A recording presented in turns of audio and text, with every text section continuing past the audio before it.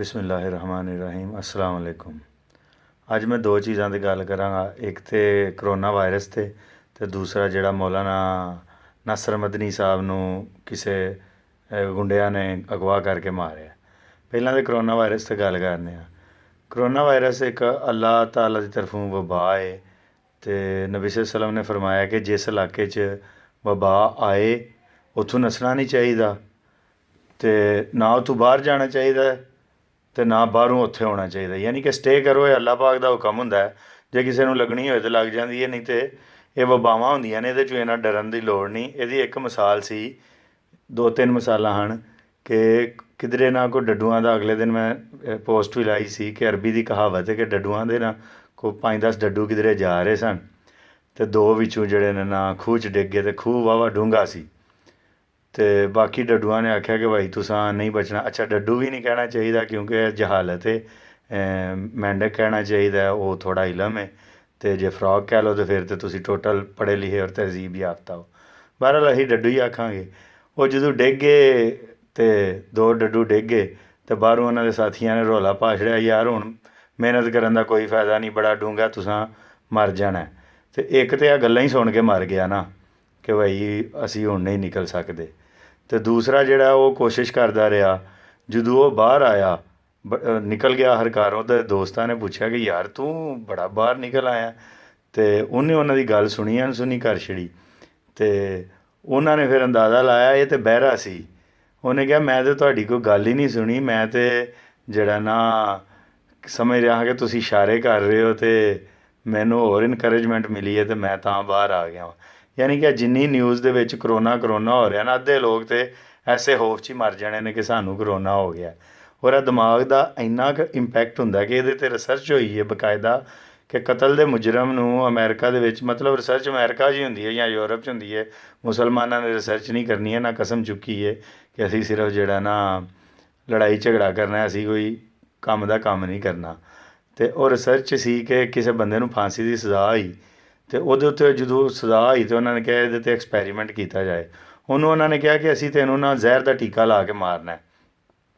अच्छा, उन्होंने ਉਹਦੀ ਅੱਖਾਂ 'ਤੇ ਪੱਟੀ ਬੰਨ੍ਹ ਛੜੀ। ਪੱਟੀ ਬੰਨ੍ਹ ਕੇ ਉਹਨਾਂ ਨੇ ਨਾ ਉਹਨੂੰ ਜਿਹੜਾ ਨਾ ਇੱਕ ਸਾਦੀ ਸੂਈ 'ਚ ਬੋ ਛੜੀ। ਉਹ ਸਾਦੀ ਸੂਈ 'ਚ ਬੋਣ ਦੇ ਨਾਲ ਹੀ ਉਹ ਮਰ ਗਿਆ, ਕਿਉਂਕਿ ਉਹਨੇ ਇਹ ਸਮਝ ਲਿਆ ਕਿ ਮੈਨੂੰ ਜ਼ਹਿਰ ਦਾ ਟੀਕਾ ਲੱਗ ਗਿਆ। ਉਹ ਆਪਣੇ ਦਿਲੋਂ ਜ਼ਹਿਰ ਨਾਲ ਹੀ ਮਰਿਆ। ਤੇ ਇੱਕ ਹੋਰ ਐਕਸਪੈਰੀਮੈਂਟ ਮੇਰਾ ਦੋਸਤ ਹੈ ਆਮਰ, ਉਹਨੇ PhD ਕੀਤੀ ਹੈ ਜਰਮਨੀ ਤੋਂ। ਉਹ ਵਾਕਿਆ ਸੁਣਾ ਰਿਹਾ ਸੀ, ਕਹਿੰਦਾ ਇੱਕ ਐਕਸਪੈਰੀਮੈਂਟ ਇਹ ਵੀ ਹੋਇਆ ਕਿ ਇੱਕ ਬੰਦੇ ਨੂੰ ਉਹਨਾਂ ਨੇ ਫਾਂਸੀ ਦੇ ਮੁਜਰਮ ਨੂੰ ਕਿਹਾ ਕਿ ਅਸੀਂ ਤੈਨੂੰ ਜਿਹੜਾ ਨਾ ਸਜ਼ਾ ਦਿਆਂਗੇ ਤੇਰਾ ਗਲਾ ਲਾ ਕੇ। ਉਹਨਾਂ ਨੇ ਉਹਨੂੰ ਕਮਰੇ 'ਚ ਲੈ ਗਏ ਅਤੇ ਉਹਦੀਆਂ ਅੱਖਾਂ 'ਤੇ ਪੱਟੀ ਬੰਨ੍ਹ ਕੇ ਉਹਨਾਂ ਨੇ ਆਵਾਜ਼ਾਂ ਚਲਾ ਦਿੱਤੀਆਂ ਜਿਹਦੇ ਵਿੱਚ ਛੁਰੀ ਚੱਲ ਰਹੀ ਸੀ, ਇੰਝ ਜਿਵੇਂ ਗਲੇ 'ਤੇ ਛੁਰੀ ਚੱਲ ਰਹੀ ਹੈ। ਫਿਰ ਜਿਹੜੀ ਆਵਾਜ਼ ਹੁੰਦੀ ਹੈ ਗਲੇ 'ਚੋਂ ਉਹ ਆਵਾਜ਼ ਆਈ, ਫਿਰ ਖੂਨ ਡਿੱਗਣ ਦੀ ਆਵਾਜ਼ ਆਈ। ਉਸ ਬੰਦੇ ਸਮਝਿਆ ਹੋਰੇ ਮੇਰਾ ਗਲਾ ਕੱਟ ਕੱਤਾ, ਔਰ ਉਹ ਵੀ ਮਰ ਗਿਆ। यानी कि कहने का मतलब ये है कि दिमाग की असल गेम है। दिमाग का इन्ना क इंपैक्ट हुंदा है कि बंदा जे समझे ना मैनू करोना हो गया, मैं नहीं बचना, मैं मर जाना। पहली गल है मौत भरक के अल्लाह पाक ने, जे किसी नूं होया है तो टेंशन ना लवे इंशाअल्लाह। नाले ऐसी बीमारी है कि 98% मरीज़ों नूं शफा मिल जाती है। तो ਜਿਹੜੇ 2% ਹੁੰਦੇ ਨੇ ਤੇ ਉਸ ਤੋਂ ਇਲਾਵਾ ਆਉਂਦੇ ਨੇ ਜੀ 27 ਡਿਗਰੀ ਤੋਂ ਉੱਤੇ ਮਰ ਜਾਂਦਾ। ਤੇ ਹਫਤੇ ਡੇਢ ਦੀ ਗੇਮ ਹੈ, ਇਨਸ਼ਾਅੱਲਾ ਅੱਲਾ ਕੋ ਦੁਆ ਕਰਨੀ ਚਾਹੀਦੀ ਹੈ ਟੁਰ ਜੇ। ਪਰ ਜੇ ਕਿਸੇ ਨੂੰ ਵੀ ਹੋਈ ਹੈ ਤਾਂ ਇੱਕ ਫਲੂ ਹੈ, ਅੱਲਾ ਪਾਕ ਸਿਹਤ ਦਿੰਦਾ। ਇਹਦੇ 'ਚ ਟੈਨਸ਼ਨ ਨਹੀਂ ਲੈਣੀ ਕਿ ਹੋਰੇ ਮੈਨੂੰ ਹੋ ਗਿਆ ਤਾਂ ਮੈਂ ਮਰ ਜਾਣਾ। ਅਤੇ ਔਰ ਇਹ ਨਿਊਜ਼ ਨੂੰ ਇੰਨਾ ਫਾਲੋ ਹੀ ਨਾ ਕਰੋ ਜਿਹੜੀ ਹਰ ਪਾਸੇ ਇਹਨਾਂ ਨੇ ਫਸਾਦ ਮਚਾ ਦਿੱਤਾ ਜੀ ਕਰੋਨਾ ਆ ਗਿਆ, ਹੋਰੇ ਕਿਹੜੀ ਕਿਆਮਤ ਆ ਗਈ ਹੈ। ਇਹਤਿਆਤੀ ਤਦਾਬੀਰ ਦਾ ਅੱਲਾ ਨੇ ਹੁਕਮ ਦਿੱਤਾ, ਮਾਸਕ ਪਾਓ, ਜਿਹੜਾ ਕੰਟੈਕਟ ਘੱਟ ਕਰੋ, ਗੈਦਰਿੰਗ ਨਾ ਕਰੋ, ਕਿਧਰੇ ਇਕੱਠੇ ਨਾ ਹੋਵੋ। ਜਿਹੜੀ ਇਹਤਿਆਤ ਸਾਇੰਸ ਡਾਕਟਰ ਆਉਂਦੇ ਨੇ ਉਹ ਵੀ ਕਰੋ, ਲੇਕਿਨ ਟੈਨਸ਼ਨ ਨਾ ਲਵੋ। ਅਸਲ ਚੀਜ਼ ਹੈ ਦਿਮਾਗ ਦੀ। ਜਦੋਂ ਬੰਦਾ ਟੈਨਸ਼ਨ ਨਾ ਲਏ ਤਾਂ ਹਰ ਬਿਮਾਰੀ ਨਾਲ ਲੜ ਸਕਦਾ। ਨੰਬਰ 1। ਨੰਬਰ ਦੂਜੀ ਗੱਲ ਹੈ, ਮੌਲਾਨਾ ਮਦਨੀ ਨੇ ਕੱਲ੍ਹ ਪਰਸੋਂ ਵੀਡੀਓ ਬਣਾਈ ਸੀ ਕਿ ਉਹ ਕਰੋਨਾ ਵਾਲਾ ਫੂਕਾਂ ਵਾਲਾ ਪੀਰ ਕਿੱਥੇ ਵੇ। ਅਤੇ ਆਹ ਫੂਕਾਂ ਵਾਲਾ ਪੀਰ ਜਿਹੜਾ ਇਹ ਕੌਣ ਹੈ? ਇਹ ਉਹੀ ਹੈ ਹੱਕ ਹਤੀਬ ਸਰਕਾਰ ਹੋ ਰਿਹਾ। 2 ਨੰਬਰ ਹੈ, ਇੱਕ ਵਾਰੀ ਰਜ਼ਾ ਸਾਕਮ ਮੁਸਤਫਾਈ ਸਾਹਿਬ ਨੇ ਵੀ ਇਹਦੇ ਖਿਲਾਫ ਗੱਲ ਕੀਤੀ ਸੀ ਅਤੇ ਇਹਦੇ ਮਰੀਦਾਂ ਦੀਆਂ ਮੈਂ ਪੋਸਟਾਂ ਪੜ੍ਹਨ ਡਿਆ। ਉਹਨਾਂ ਰਜ਼ਾ ਸਾਕਮ ਮੁਸਤਫਾਈ ਸਾਹਿਬ ਨੂੰ ਵੀ ਗਾਲਾਂ ਕੱਢੀਆਂ ਸਨ। ਹਾਲੇ ਰਜ਼ਾ ਸਾਕਮ ਮੁਸਤਫਾਈ ਸਾਹਿਬ ਇੱਕ ਅੱਛੇ ਆਲਮ ਨੇ ਔਰ ਅੱਛੇ ਤਰੀਕੇ ਨਾਲ ਗੱਲ ਕਰਦੇ ਨੇ। ਅਤੇ ਹੱਕ ਹਤੀਬ ਜੇ 2 ਨੰਬਰ ਪੀਰ ਲੋਕਾਂ ਨੂੰ, ਜਿਨ੍ਹਾਂ ਨੂੰ ਬਿਮਾਰੀਆਂ ਨੇ, ਉਹਨਾਂ ਨੂੰ ਇਹ ਝੂਠੇ ਲਾਰੇ ਲਾ ਕੇ ਅਤੇ ਆਪਣੇ ਪਿੱਛੇ ਲਾ ਕੇ ਅਤੇ ਪੈਸੇ ਬਟੋਰਦੇ ਨੇ। ਆਪ ਲੰਦਨ 'ਚ ਸੈਰਾਂ ਕਰਦਾ ਔਰ ਇੱਥੇ ਜਾਹਲ ਅਵਾਮ ਨੂੰ ਇਹਨੇ ਪਾਗਲ ਬਣਾਏ ਹੈ। ਔਰ ਇਹ ਸਭ ਤੋਂ ਵੱਡੀ ਜ਼ਿੰਮੇਵਾਰੀ ਉਲਮਾ ਅਹਿਲ ਸੁन्नत ਦੀ ਹੈ ਜਿਹੜੇ ਐਲੇ ਬਰੇਲਵੀਅਤ ਬਦਨਾਮ ਹੁੰਦੀ ਹੈ, ਐਲੇ ਸੁन्नत ਬਦਨਾਮ ਹੁੰਦੇ ਨੇ ਇੰਜ ਦੇ 2 ਨੰਬਰ ਪੀਰਾਂ ਦੀ ਵਜ੍ਹਾ ਤੋਂ। ਸਭ ਤੋਂ ਪਹਿਲਾਂ ਤਾਂ ਉਹਨਾਂ ਨੂੰ ਨਾ ਇਹਦੇ ਖਿਲਾਫ ਬੋਲਣਾ ਚਾਹੀਦਾ ਕਿ ਮੌਲਾਨਾ ਮਦਨੀ ਇੱਕ ਐਸਾ ਆਲਮ ਹੈ ਜਿਹਨੇ ਕਦੀ ਕਿਸੇ ਫਿਰਕੇ ਦੇ ਖਿਲਾਫ ਗੱਲ ਨਹੀਂ ਕੀਤੀ। ਉਹਨੇ ਜੇ ਹੱਕ ਹਤੀਬ ਦੀ ਵੀ ਗੱਲ ਕੀਤੀ ਹੈ ਤਾਂ ਇਹਦੀਆਂ ਜਿਹੜੀਆਂ 2 ਨੰਬਰੀਆਂ ਨੇ ਉਹਦੇ ਖਿਲਾਫ ਗੱਲ ਕੀਤੀ ਹੈ। ਅਤੇ ਜੇ ਹੱਕ ਹਤੀਬ ਨੇ ਉਹਨੂੰ ਮਾਰਿਆ ਅਤੇ ਫਿਰ ਤਾਂ ਇਮਰਾਨ ਖਾਨ ਔਰ ਪਾਕਿਸਤਾਨ ਦੇ ਸਿਕਿਉਰਿਟੀ ਅਦਾਰਿਆਂ ਨੂੰ ਪੂਰੇ ਇੰਡੀਆ ਦੇ ਵਿੱਚ ਵੀ ਇਹ ਗੱਲ ਮਸ਼ਹੂਰ ਹੈ, ਕਿਉਂਕਿ ਇੰਡੀਅਨ ਪੰਜਾਬ 'ਚ ਵੀ ਮੌਲਾਨਾ ਮਦਨੀ ਬਹੁਤ ਫੇਮਸ ਨੇ, ਲੋਕ ਸੁਣਦੇ ਨੇ ਕਿਉਂਕਿ ਉਹ ਬੰਦਾ ਗੱਲ ਹੱਕ ਸੱਚ ਦੀ ਕਰਦਾ, ਇੱਕ ਫਨੀ ਵੇ 'ਚ ਕਰਦਾ, ਲੋਕ ਉਹਨੂੰ ਪਸੰਦ ਕਰਦੇ ਨੇ।